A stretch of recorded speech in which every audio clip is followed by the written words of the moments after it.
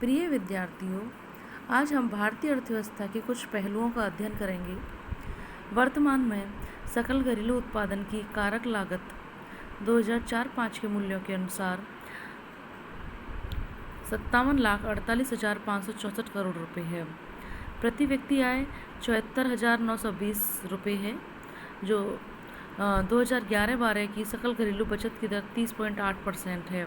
तृतीय क्षेत्र सकल घरेलू उत्पादन में लगभग 60% का योगदान देता है। कुल खाद्यान्न का उत्पादन 265 मिलियन टन है।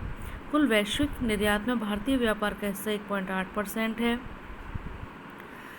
विश्व कुल आयात में भारत की हिस्सेदारी 2.5% है।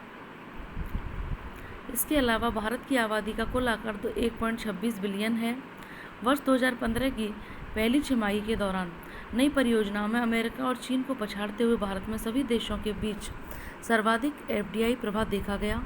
पिछले वर्ष की छमाही के $12 बिलियन के मुकाबले 2015 में $31 बिलियन का व्यय विदेशी कंपनियों द्वारा किया गया, जबकि इसी अवधि के दौरान चीन और अमेरिका में क्रमशः 28 और 27 बिलियन का विदेशी निवेश हुआ। 2015 में भारत का विदेशी मुद्रा भंडार 330 बिलियन का रहा, जो कि इस समय में अब तक के सर्वोच्च स्तर 355 मिलियन पर खड़ा है। इंजीनियरिंग, पेट्रोलियम, रत्न आभूषण, कपड़ा और औषधि शीर्ष 5 क्षेत्रों में वैश्विक मांग में कमी के कारण अगस्त 2015 में लगभग 25% की गिरावट आई, जो घटकर 13.33 बिलियन हो गई।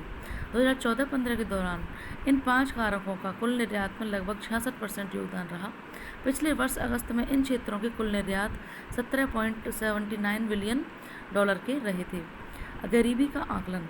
रंगराजन समिति की सिफारिशों ग्रामीण क्षेत्रों में एक दिन में 32 रुपये प्रतिदिन खर्च करने वाले और कस्बों और शहरों में 47 रुपये प्रतिदिन खर्च करने वाले लोगों को गरीब नहीं माना जाना चाहिए के परिणाम स्वरूप गरीबी रेखा से नीचे की आबादी में वृद्धि हुई है।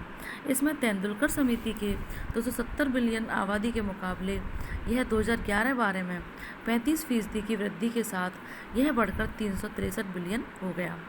रंगराजन समिति के द्वारा दी गई परिभाषा के अनुसार भारत की 29.5% जनसंख्या गरीबी रेखा के नीचे जीवन यापन करती है, जबकि 2009-10 में तेंदुलकर समिति के अनुसार यह 21.9% थी।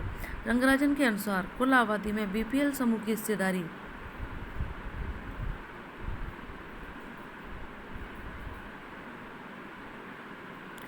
38.2% रही, जिसमें 2 साल की अवधि के दौरान गरीबी में 8.7% अंकों की गिरावट दर्ज की गई।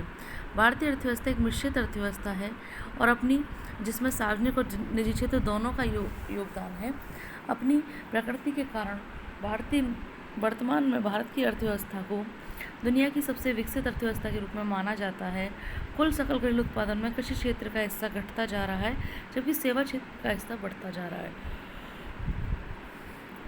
सकल घरेलू उत्पादन में तृतीय क्षेत्र के योगदान में प्रतिवर्ष वृद्धि हो रही है। इसे भारत के विकसित होने के संकेत के रूप में देखा जा सकता है।